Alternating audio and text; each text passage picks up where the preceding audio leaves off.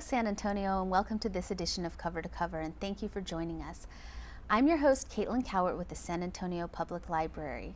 The library provides invaluable tools for building the community's prosperity. We anticipate community challenges and respond with creativity and innovation. Recently, Central Library unveiled the Low Vision Reading Room, an area dedicated to the blind and low vision community. Here today to talk more about the Low Vision Reading Room is library patron Weston Wright and local artist Trina Bacon with The Color of Blind. Weston and Trina, thank you so much for being here. Well, thank you for having us. Thanks for having us. Yes, of course. It's a true honor to have you here. You both were just played such an important role in the opening of our Low Vision Reading Room, and we want to talk more about that. But first off, Weston, I just have a couple of questions for you. How old are you? I am 11 years old. I just turned 11 a few days ago. Oh, goodness. Well, happy birthday. And what grade are you in then? I'm in 5th grade. All right. So I understand that you like to read. Yes. I like to read books by R.L. Stein. Yes. So like spooky, and some of them are well, pretty much all of them are spooky. And they're like some of them are like, they have monsters in them, and then other ones are like mysteries. Yeah. And you've read quite a few books. How many have you read? I've read about 600 books through my whole entire life. Oh my goodness, I can't believe it. How old were you when you first started reading? I'd say I was about 4 or 5, somewhere around there. Oh my goodness. So do you read every day then, I guess, to have read that many books? You must read almost every day. Almost, pretty much, yeah. I have like a bookshelf full of books, and I pretty much read all of them. All right. Well, now you have a place too to check out more books, and we look forward to having your help with making sure we're selecting wonderful books, and we're making title choices and to have in the Low Vision Room that it'd be something you'd want to read and your friends want to read too. That sounds like something you can help us with? Mm-hmm. All right. So why do you think this Low Vision Reading Room is really important for you and your friends and peers? I think it's really important because it's gonna help so many people like understand about like Braille and low vision reading, and I'm really excited because this is gonna help so many people, so many blind people like me. Because when I was younger, there was only one website that sold the Braille books, and you had to get it through mail. There was no place you could go to. You had to order them, and it took quite a few days to get there. Yeah, right. You need to get access to your books a lot quicker, especially when you're reading as much as you are. So, and then in our Low Vision Reading Room, Trina, you have helped us to get some wonderful pieces of art. Tell me a little bit about your organization. Well, we are the Color of Blind. We're a nonprofit organization, and we're actually a different type of art show that caters to the visually impaired, but it's an art show for the entire community. So it's really neat to see, no matter what your disability, the whole community enjoying and loving art. Because before, especially for the visually impaired, art is not part of the world of somebody who is visually impaired, and this includes everyone by just being able to use the other senses to explore art, such as touch, sound. Some of the pieces sometimes have smell to them. Wow. So it's a very different art show, and it's a fantastic community collective. Absolutely. That's wonderful work that you're doing. What got Thank you you. inspired to create this organization and make this artwork available? Well, basically, I'm a sculptor, and I'm a teacher as well. And I love to teach, I love to give, I love to help whatever way I could help. And being very tactile and having to touch everything, including going to the museum and having to keep my hands in the pockets because I want to touch all the artwork. Yes. I want to see It's very tempting. if what I see, if I see a stone sculpture, is it really smooth? It looks like it's cold. Is it going to be cold? And I always have to sneak a touch on a sculpture piece, and it's very therapeutic. It's fantastic. But what inspired me is just the want to help others and to have a movement of equality in the art world for everyone. And being a sculptor helped do that. Right, exactly. You know exactly what you were looking for and what to choose and how to work with some of the artists. Weston, what's the experience like for you when you are around some of the art pieces? It makes me really excited and grateful because when I went to we went to an art museum before, and some of the people had to describe things to me, and I'm like, well, what will that feel like? What would that be like? So when I first heard about the colorblind, I was really excited. It just made me really excited because then I knew, hey, I can finally touch artwork and know what other people think, what other things look like. Yeah, and you have a pretty cool piece of artwork at your house, right? Yes, that is the mermaid, and she was sculpted by Charles Ingram, and I'm really grateful that he gave that to me. Now, it's in my house, sort of by my room a little bit, and every time I walk by, I have to feel it. Yeah. I have to feel it. Well, that's a very wonderful gift and one that you'll probably have for your entire lifetime and always have with you.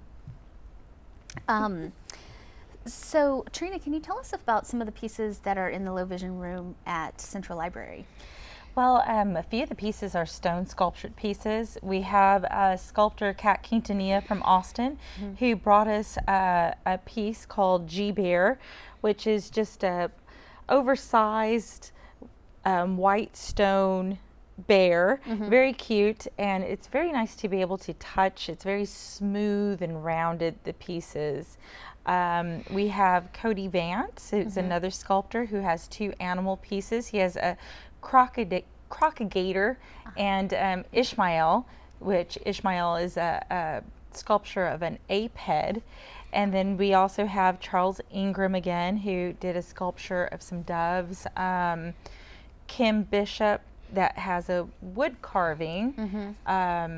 James Hetherington has a metal propeller piece, which is an interactive piece. And James Saldivar, which has a piece that's supposed to describe what rain is in an artistic sense, and it's basically a piece that you touch, and it's a lot of ropes just hanging. Very interesting pieces. So everything that is there in the low vision reading room art, you could touch and feel all the art pieces. Yeah, they really are very wonderful, and it was very great to see some of the patrons interacting with them at the opening, and they're just so fascinating and comforting. And I've heard some of our library staff go into the room to visit the art pieces. Well, there's this one piece in particular by David Anthony. He's just fantastic.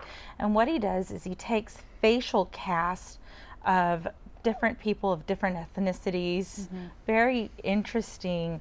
And he puts them together like a mosaic, like a bunch of faces. That one is very the great. Faces are all different colors, which is very nice. And I had a Hispanic girl who's 23 years old. She's going to UTSA, and she was feeling the different faces, and she says, for the first time, I'm feeling a face of someone who is Asian descent, and then I'm also feeling African American features.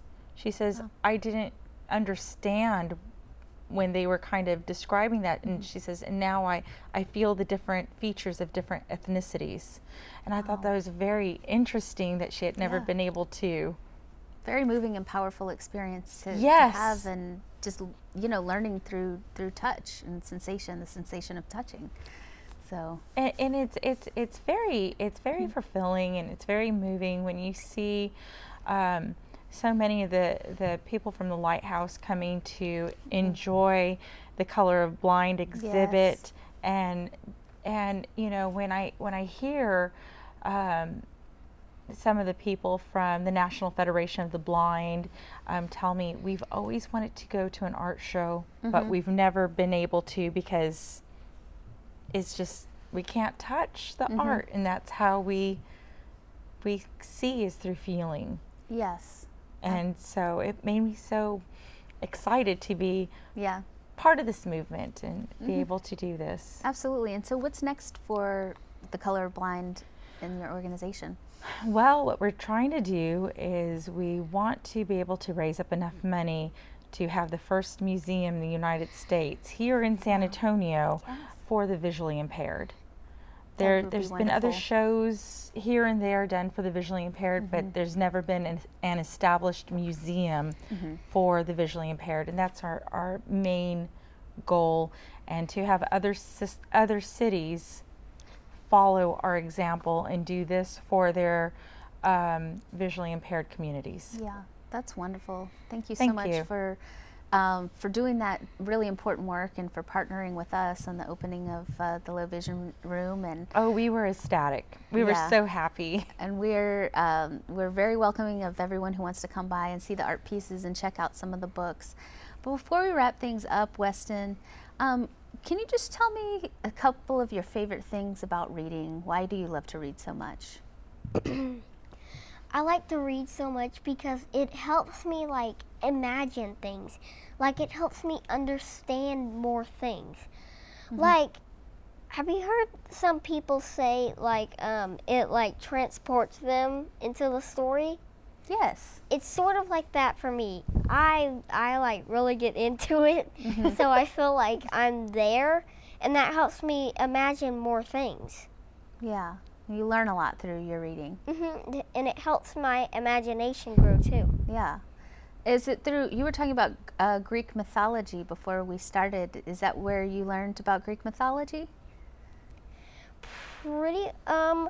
I have, yes, but it kind of was. You know, it kind of was, because I was reading a book, and then I came across some Greek mythology stuff, and I thought, hey, this is really cool. It has monsters and stuff. That's really cool, because when I was little, I was kind of interested in monsters, because I didn't know what they, like, looked like and stuff. So I was kind of interested to know what they were, and, like, how they worked and all that. So when I read about Greek mythology, that kind of helped me understand more. Well, that's wonderful. I'm so glad you're such a reader, and thank you for helping us with the opening of the Low Vision Room. Thank you for being a patron of ours, and we look forward to working with you in the future and getting your expert knowledge on what the coolest books are to have. So thank you so much. Thank you for sharing all that great information with us. Now it's time for a short break, but when we come back, Jennifer Knox with Gemini Inc. is here to share information about the upcoming memoir writing workshops at the library. Happy holidays from District 10. Welcome to this edition of A Minute with Mike, and thank you for joining us. I'm your host, Councilman Mike Gallagher, representing District 10. Many of you will be traveling across Texas and the United States to spend holidays with your loved ones. While we will miss you, we want you to travel safely and return home without incident. As temperatures drop, be sure to check your tire treads to ensure they can handle icy roads, and keep your cell phones charged in the event of an emergency. For those flying this holiday season, you can always check the status of your flights and security wait times on our airport website shown below. And remember, in addition to drinking, using cell phones while driving is illegal in San Antonio.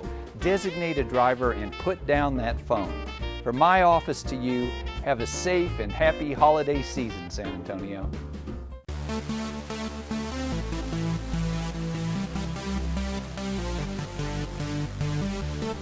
Welcome to the Mayor's Book Club. I invite all San Antonians to engage in discussion, participate in exciting events, and to share a love of reading with each other. One of the roles of libraries is to advance reading and support literacy. Libraries are always there to provide a place where students learn, citizens engage, and communities gather. The Boy Kings of Texas is a gritty, authentic, coming-of-age story about a border town family in Brownsville, Texas. Domingo Martinez uses this memoir to explore the world of a Texas border town in the 1980s. The book is a reflection of a clash of cultures, the complex bond of family, and the pros and cons of South Texas life. During the months of October and November, I encourage college students and adults to read The Boy Kings of Texas by Domingo Martinez and to participate in discussions and events that focus on the themes of the book at their local branch library. While the book is meant for adults, the library will have other book options for all ages available. I've created a teen and children's book club selection that can be found on the library's website, and I encourage families to read together. Reading as a community provides opportunities for people of different backgrounds and stages in life to sit down and discuss ideas that are important to all of us. I hope that each of you will check out a copy of the book at your local branch library or digitally at mysapl.org.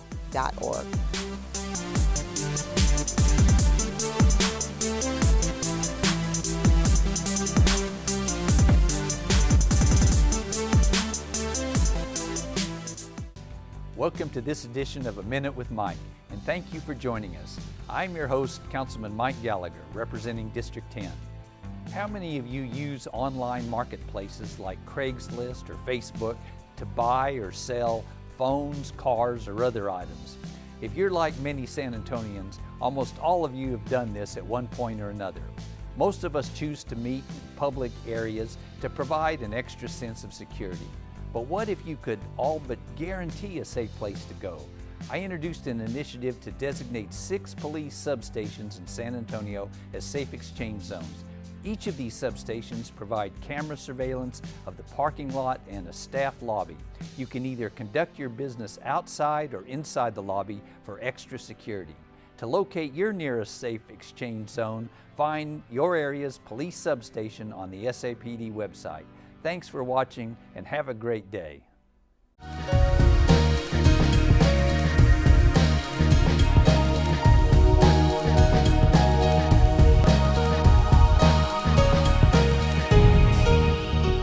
Hello, San Antonio, and welcome back to Cover to Cover. Today we're talking about the library's role in building the community's prosperity. Earlier this month, Mayor Ivy Taylor and the San Antonio Public Library launched the 2015 Mayor's Book Club. The Mayor's Book Club is a community-wide read aimed at cultivating a community experience through reading and discussions. The 2015 book choice, The Boy Kings of Texas, is a memoir that explores life in a Texas border town in the 1980s. In honor of the book selection, the library is hosting a number of memoir writing workshops to explore the art of telling our story. Here today to tell us more about the memoir writing workshop is Jennifer Knox. She's the Writers and Communities Director at Gemini Inc. Jennifer, welcome to the show. Thank you so much for being here. Thank you. It's wonderful to be here. Yes, we're always very happy to work with Gemini Inc. and partner. So much of our missions are the same as far as getting people writing and involved in literature. So can you tell me a little bit about what Gemini Inc. does and what you offer on a general basis? Absolutely. So I am the Writers and Communities Program Director, and that's kind of one half of what Gemini Inc. does. We have really experienced, amazing writers and teachers, people with both teaching and writing experience, often pretty widely published, pretty well recognized writers who will hold free workshops in community settings, everywhere from juvenile detention centers to senior centers to after-school programs, a variety of after-school programs. And we send in poets, fiction writers, nonfiction writers, a variety of different influences, and they teach basically the art of writing. They introduce the students to wonderful literary models and then encourage them to, you know, really express themselves and then ultimately share their work. So it's a lot of fun. Yeah, so that's absolutely perfect for, you know, what we had in mind as far as getting our community involved in the Mayor's Book Club, with the book selection, The Boy Kings of Texas being a memoir. And there's going to be, or currently is, and will continue to be through December, workshops all over the city at all of the locations, at most of the locations. All of that is available at mysapple.org as far as dates and times. So tell me a little bit more about what a memoir is. A memoir, okay. So the art of creative nonfiction is a very interesting topic in general, because and it's actually what I studied in graduate school. And I remember the thing that a lot of our teachers would tell us is that when you want to tell a true story, no one will believe you because real life is just crazier than fiction. Yeah. You know, but then when you're writing fiction, people say, oh, that's just your life. You're just using your life story. So it's interesting though, because with memoir, you get that unique opportunity to really delve into your narrative and explore family histories, cultural histories, explore really just the questions about life that you have always kind of been on your mind. It can be very therapeutic, it can be very fun, it can sometimes be a little scary to you know, delve into emotional topics, yes. And but it's always rewarding, and you know, we really encourage our students to, you know, write for themselves, you know, and read strong memoirs, you know, because reading about other people's stories too, in a way, it kind of makes people feel as though, oh yeah, this person has experienced it too, you know, and it's real, and I know that they've experienced it. And so when they then write their own works, you know, they're also getting that sense of kind of distance, like, wow, I survived that, or look at what I did, or, you know, and so it's really, really pretty rewarding genre, and one of my favorite to read also. Yeah, it is interesting exactly what you're saying, that it's like we're all individuals with unique experiences, yet there's so much similarity, and to identify and bond with one another in that way. I'm actually very curious, what is like the ethics standards as far as like writing memoirs? Because you may have a memory from many years ago and not remember it exactly as someone who was also in that experience remembered it. Yeah, that's true. And I think that one of the biggest things that we teach is that we can only tell our emotional truths to an extent. If there's an entire family sitting at the dinner table and something remarkable happens during that dinner, if every single person at that table tells the story, they are all going to tell a different story. You know, we just we see the world in different ways, but in a way that makes it so cool. You know, because it kind of shows you your perspective on an event. And another thing is, one of the man who's considered the grandfather of the essay, Michel de Montaigne, he actually wrote his memoirs, and then he would add to them, and then add to them again, and then add to them again every year, because his perspective on life would change as he aged, and even on the experiences that he had would change. And so it's an interesting form in that way. And I think all we can do is tell our own truths and be upfront about that in the narrative, by you know, going ahead and saying the way I remember it, and then introducing, you know, the material. And then also being respectful of what, you know, maybe someone else might not want shared, or keeping it to ourselves, you know, changing names. There's different things that we can do. So. Well, it's all very exciting. I'm so glad that you all are helping us all through this process over the next couple of months. What advice would you give to someone who's just getting started? Like they are new to writing maybe, and new to the genre? I would say that just to tell your own truth, to write 100% for yourself and just have fun with it. Don't put a lot of pressure on yourself, and just see where, you know, the narrative takes you. Because the cool thing about writing, and I think this is true of any genre, is that when you get to this kind of sense of flow with it, when you start writing and you kind of get into it, the narrative kind of takes over, you know, and you can learn things about yourself. You can learn things about the world around you just simply by being curious. And I think that curiosity is what drives this genre and what makes it so powerful. So I would just say, you know, just enjoy it. Yeah. And what can someone expect when they show up at one of the library locations to take this class? So the class, actually there's going to be a class tonight at 6 on the 16th, the 20th and the 21st at various locations. And each of these classes is going to be taught by Barbara Renaud Gonzalez, and she is one of our Writers and Communities superstars. She has a journalism background, so she knows a lot about, you know, how to present a story ethically and completely, and also how to tell a really compelling narrative. She's got a lot of experience as a writer and also a teacher in the community, and she's really connects with her students and is good at getting them to kind of tell their stories. So I think she's the perfect person, you know, to be in this setting and to work with San Antonio Public Library, because I just think it'll be a fun workshop, you know. So, but like when you're there, you're in the class, you're in the workshop, what would be like something to like get started? Would it be like write one sentence about something that you recall from your life, or one paragraph just to kind of like get your feet wet? Because I know it can be really intimidating kind of thought for some. It's a really good good point. In general, our workshops, we introduce some kind of literary model. So, you know, perhaps like a short essay or something like that. And then after reviewing that essay or that story, that memoir, short memoir excerpt or whatever it is, then there's usually a discussion about, you know, a prompt like that.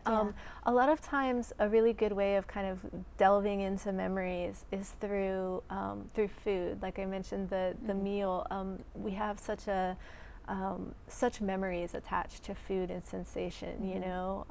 Thanksgiving would be an awesome, you know, opportunity to tell stories of family, for instance, and the past and the different Thanksgivings and how they've changed.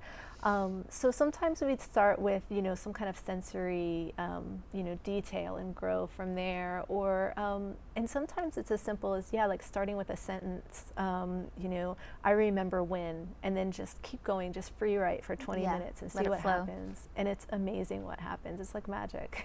So, because sometimes entire narratives can just spill out, you know, from that one little sentence. So well, that's so wonderful. I know I'm looking forward to writing my memoir. Or at least maybe get started. Write about my favorite meal that I can remember to get started. But it's really wonderful. And if the community wants to know more information about Gemini Ink., where can they find that information? At www.geminiinc.org. And as I said, we have a Writers and Communities program, but then we also have community writing programs as well for people who are already kind of writing out there and they want to kind of refine their craft. And so there's information about that as well, and forthcoming workshops. And we're doing a lot of fun things in the community. We're doing a lot of literary readings and things like that. So do check us out. Yeah, you definitely are. Thank you so much for your help and your partnership with us for the Mayor's Book Club. And thank you for being here today. Great, thank you. Thanks. I'd like to thank Jennifer again for being here. For more information about these and other happenings coming up at the library, head to our website, mysapple.org, or follow us on Twitter or Facebook. Tune in next month for our next edition of Cover to Cover. See you then.